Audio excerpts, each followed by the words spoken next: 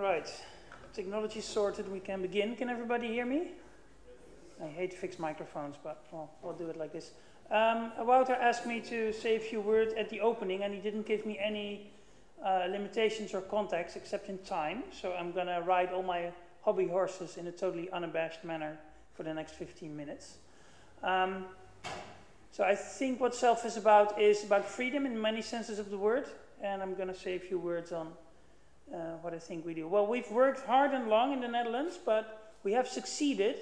We are now, in terms of open source adoption, the most backward country in Europe. Yoo-hoo! Something to be proud of. You are here.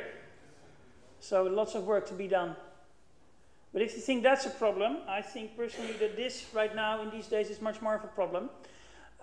This sticker, which you can buy pretty much in every street corner in Brazil nowadays, will get you booted off airplanes if you try to, if you have it on your laptop and you try to get on board an airplane, because we all understand how stickers can be a great threat to the safety of airplanes.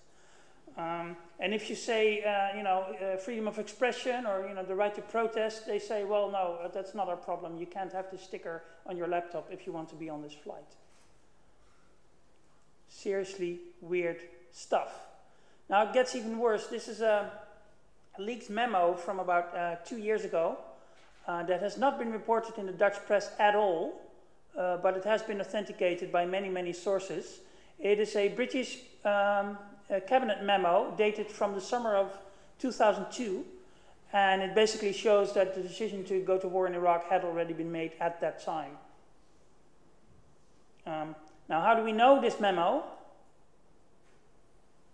Not because of, the government, which is supposed to tell us this stuff, not because of TV, which is supposed to, keep tabs on the government if they don't tell us this stuff, or newspapers. We know it because of so-called new media.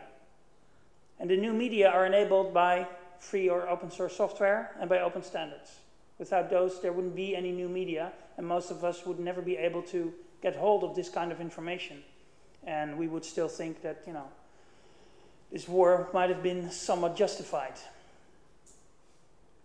Now, new media and open content is really interesting in the current political reality. This is the Wikipedia article on the Iraq War. And lots of information in there, and look it up. You might learn a thing or two that you didn't hear from the TV or the newspapers. But the most important thing is not even this page.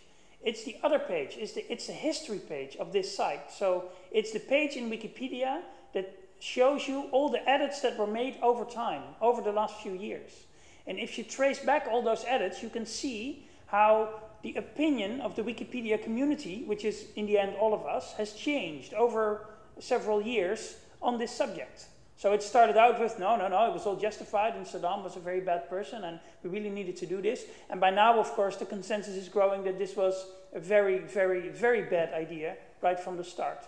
Possibly even a criminal idea, because after all, invading countries without proper context is still a war crime.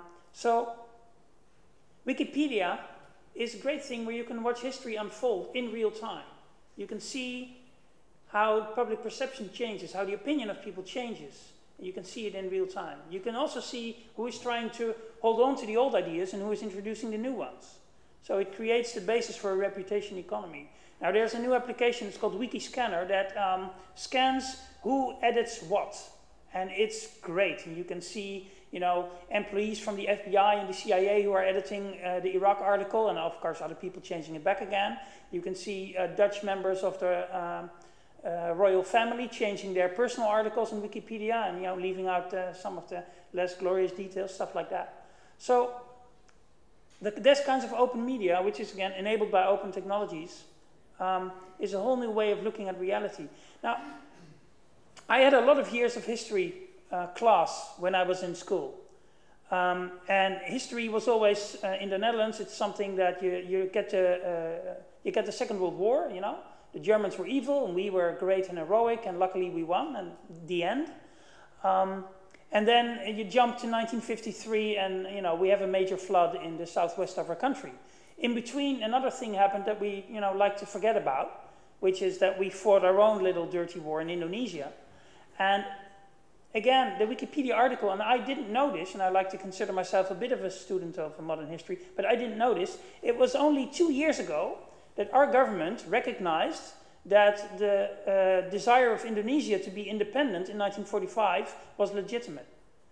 So our government in the Netherlands, which is supposed to be this very nice democratic, country, only recognized the legitimacy of Indonesian, their fight for their own freedom and independence 2 years ago.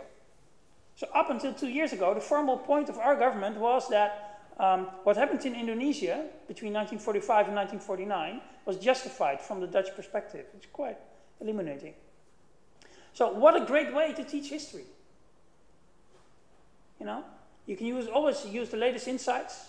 There's no convenient forgetting of facts that we seem to be very good at nowadays, not only in our history classes, but of course also in the media and in politics. There's no political hijacking of education, and hopefully, because of all of that, it will teach some independent thinking, which is sorely lacking in our current educational system. And hopefully that will prevent the kind of Orwellian crap that we've been seeing of the mainstream media over the last 4 years. Now, as I see it, you have 3 layers, and each enabling the next. We have free software, open source, free technologies. This allows open standards to remain truly open, because we all know what happens to an open standard if you, give it to 2 proprietary technology parties. It tends to become non-open rather rapidly. And those 2, free software and the open standards together, allow open content, allow a global internet that is truly open, accessible to anyone who adheres to the standards. And there you can share knowledge, ideas, in all kinds of forms, not just in text, but in all kinds of other forms too. So I think those 3 really go together. The technology, the standards, and then the content, which is in the end, of course, what it's all about. I mean, Linux in itself, an operating system in itself, except for a few, technology people, isn't interesting. It's what it can do for you. Well, what it can do for you is it can run a very secure web server where you, as a Tibetan protester, can run your content. It's great. So why shouldn't we do all education this way? Why not have all educational content in such types of format? And whether that's Wikipedia or another technical platform, that's another discussion. Of course, we're going to see a new technical platform later today. But the principle of not having educational content owned by a publisher, but instead owned and modifiable by all of us in a democratic process, sounds like a really good idea to me.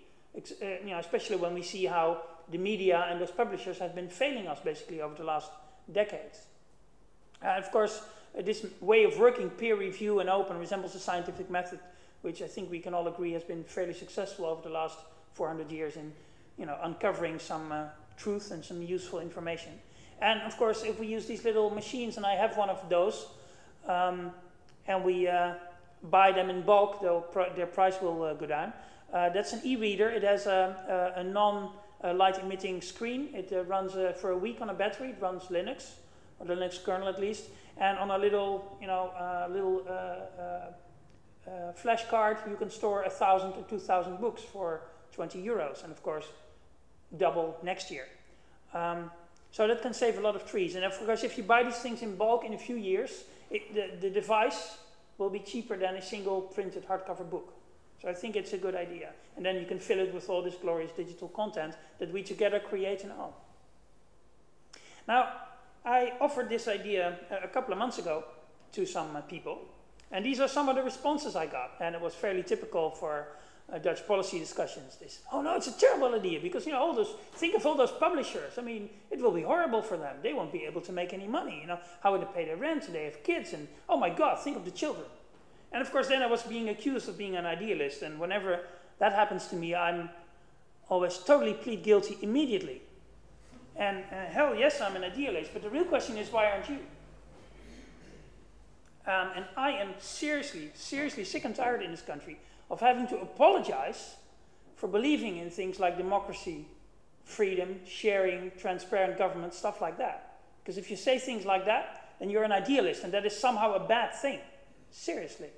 So yeah, of course, we should be practical about our communications. We should be smart. And we should also always mention practical advantages, like school books cost $250 million euros each year in this country. So, maybe we can save some bucks. That's always a good argument in the Netherlands. But let us not forget, the really important stuff, like teaching our children is that, no, we weren't so glorious and good in 1946. We were a colonial power that did quite bad things, and we should teach people that. So ask not what self can do for you, but what you can do for self and such things. I mean, I'm not going to even try to improve on those kinds of quotes. I'll just steal them. But I think we need some idealism in this time. We are living in a country and in a world where our government and other democratic government lies us into wars. Content industries are trying to own our culture. Software companies trying to own our ideas in all kinds of ways. And media organizations are not informing us about this. So we have a problem. So I think some militant idealism is what's required. So I'm not going to ask you to be idealist, because that would be preaching to the choir, I think. I'm going to ask you to be militant about it, to be vocal about it. And not, don't lose your smarts about it. Be smart in your communication. But never apologize for being an idealist and for believing in these basic principles. Now, self as I see it, well, it's enabling idealists everywhere. I think as does free software and as do open standards. It's free to use, it's free to modify, it's free to give away, it's free to share whatever you improve about it. And it's free for everyone, forever, and of course in any language. So I think if we do education that way, starting with education about the software itself, but that's just an enabler, creating a platform to do any education on anything in this way, I think we have a good chance of maybe not getting light into the next war. Thank you.